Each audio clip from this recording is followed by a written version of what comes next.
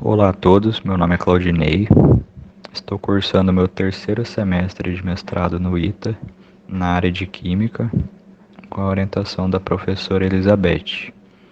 Bom, aqui nesse vídeo eu vou abordar alguns conceitos teóricos sobre o orbital molecular, onde eu vou falar um pouco sobre a formação desses orbitais, como a formação destrutiva, formação construtiva, sobre orbitais ligantes e antiligantes. Vou tentar explicar com base nos meus estudos o que eu aprendi sobre essa parte da teoria dos orbitais moleculares. Bom, aqui estão alguns tópicos a serem abordados durante a minha apresentação. Tem a introdução, que eu falo um pouco sobre os orbitais moleculares. Tem interferência de ondas, onde eu explico como surgem os orbitais ligantes e antiligantes. Aqui eu coloquei um exemplo de ligação real, que realmente acontece, que é o H2, hidrogênio 2. Um exemplo de ligação hipotética, que é o hélio 2, e também falar um pouco sobre a ordem de ligação. Bom, para começar falando sobre os orbitais moleculares, pelo que eu pesquisei, podemos dizer que os orbitais moleculares se espalham por toda a molécula. Observando as primeiras figuras do slide, podemos perceber que temos dois orbitais atômicos e após na junção desses dois orbitais atômicos eles formam uma molécula. Então se cria esse orbital molecular que se espalha pela molécula inteira formada. Esse orbital se torna agora propriedade da molécula inteira. Bom, dito isto, pela teoria temos que dois orbitais atômicos sempre produzirão dois orbitais moleculares. E quais são esses orbitais produzidos? Bom, eles são os orbitais ligantes e os antiligantes, como representados nas figuras abaixo aqui desse slide. Bom, repare que no orbital ligante há uma união formal entre os orbitais atômicos. Já o antiligante tem essa separação pelo plano nodal. Esse polígono cinza, ele representa o plano nodal. E ele existe porque no antiligante eles não se juntam. Então, quando ocorre a ligação dos orbitais atômicos, temos as interferências de ondas. Falando um pouco mais delas, segundo o princípio da incerteza de Heisenberg, apresentado pela professora, que é impossível saber a posição e a velocidade do elétron ao mesmo tempo, surge então como consequência esse conceito de orbital. Então, o que é um orbital? Orbital é aquela região em torno do núcleo onde há uma probabilidade de encontrar o elétron. Mas o elétron não fica parado ou se movimentando em um caminho fixo no orbital. Ele está nessa forma de onda em torno do núcleo. Como já vimos antes também, o lugar onde nós sabemos que é impossível de o elétron ficar é no centro do núcleo e na sua região nodal. Então vamos imaginar as possibilidades dessas interferências de ondas. Para isso, observem a representação dessas ondas longitudinais, onde a onda da esquerda representa o elétron no orbital da esquerda e a onda da direita no orbital da direita. Então, quais são as possíveis interferências que ocorrem nesse processo?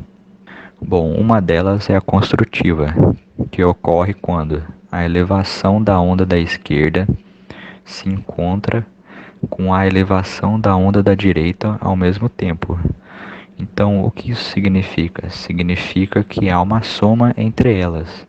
Então, a soma dos dois topos há uma construção, onde terá uma maior probabilidade de encontrar o elétron também. Então, quando os orbitais se aproximam, eles podem se aproximar construtivamente. Assim se formam os orbitais ligantes. Bom, a outra forma é a destrutiva, que ocorre quando uma elevação se encontra com uma depressão, o que pode realmente acontecer, pois as ondas não são estáticas, muito pelo contrário, né? Então, quando uma elevação se encontra com uma depressão, temos o orbital antiligante, onde também é menos provável de encontrar o elétron. Então, o que diz a teoria é isso: ou as ondas se somam e temos a ligação, ou as ondas se anulam e não temos ligação. Bom, existe o caso também onde há o encontro de duas depressões, porém eu não levei em conta esse caso aqui nesse meu estudo. Bom, aqui eu coloquei um exemplo simples da ligação de duas moléculas de hidrogênio. O hidrogênio tem um elétron no seu orbital atômico. Aqui temos um hidrogênio na esquerda e outro na direita. Então, temos esses hidrogênios que vão se ligar. Uma observação importante é que para ficarem juntos numa ligação, eles têm que ter spins contrários. Para relembrar o que é um spin no orbital, temos aqui ilustrados os spins dos orbitais SPDF. A direção dos spins se refere à posição que ele está no plano x, y e z. Repare que no orbital S, que é o mais simples, ele tem um formato esférico.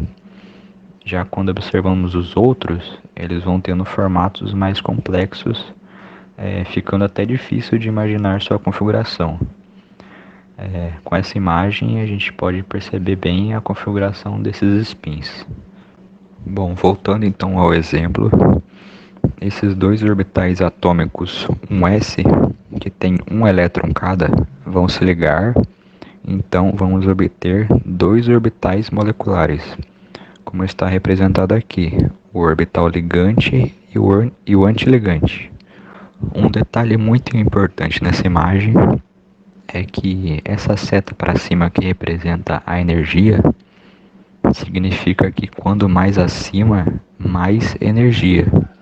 Ou seja, se observarmos o orbital ligante, que está com energia, ele está com menos energia que o orbital antiligante. Isso ocorre porque para haver ligação tem que haver estabilidade. Isso significa que quanto maior energia, fica mais fácil para a ligação se desfazer.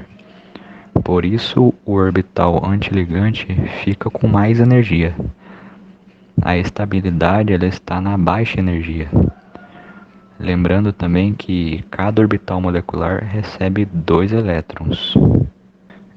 E de acordo com Pauli, que nos diz respeito dos níveis de energia, nós temos que começar a colocar os elétrons com spins opostos a partir do orbital de energia mais baixa.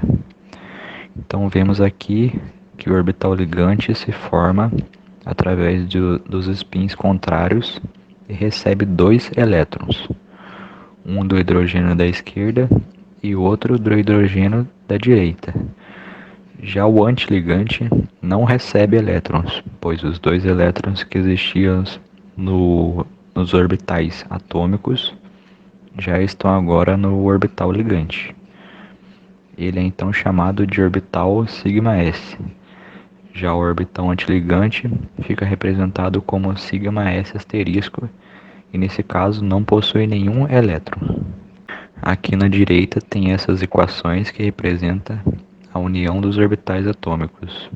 O orbital atômico sigma asterisco é uma subtração dos hidrogênios e o sigma é a soma dos hidrogênios. Esse N na equação maiúsculo significa o fator de normalização.